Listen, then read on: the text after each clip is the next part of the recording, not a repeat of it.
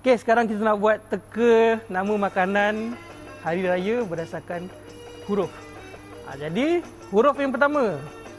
Bagi makanan raya mula daripada huruf K.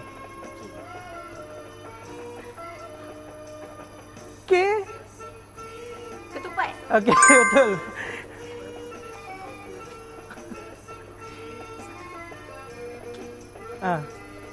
Satu. Dua. Tiga. Empat. Lima. Okey, pas. Syuk. Ayam tak dah. K. Kapit. Betul. Iman? Kuih dapat. Ha? Kuih dapat. Tak boleh. Kuih banyak kuih. Kangkung. Kangkung sayur. Pas.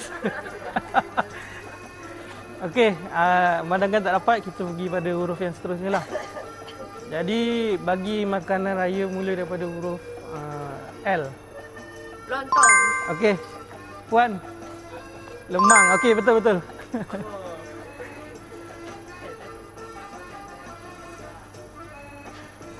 Pas. Lidah kucing boleh tak? Boleh.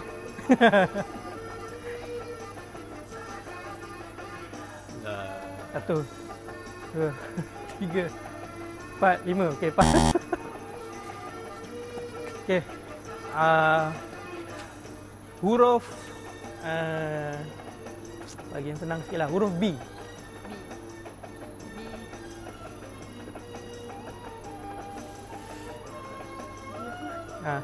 Pas.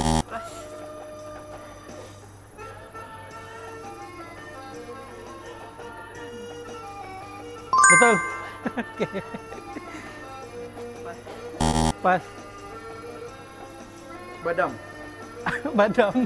Badam tu kacang. Batang buruk. Okey, boleh lah. Okey, last huruf nanti senang sangat. Huruf M. Mazola. Boleh lah, yang tadi. Bagi unik sikit. Tadi, itu yang tadi.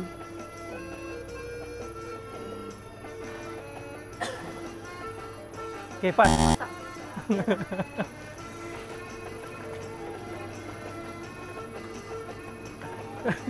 Satu, dua, tiga, empat, lima. Okey, pas.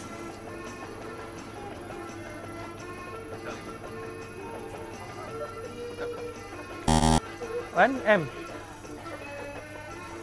Makmur. Iman.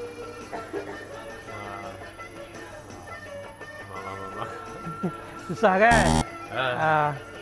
Okey, tak apa. Bukan.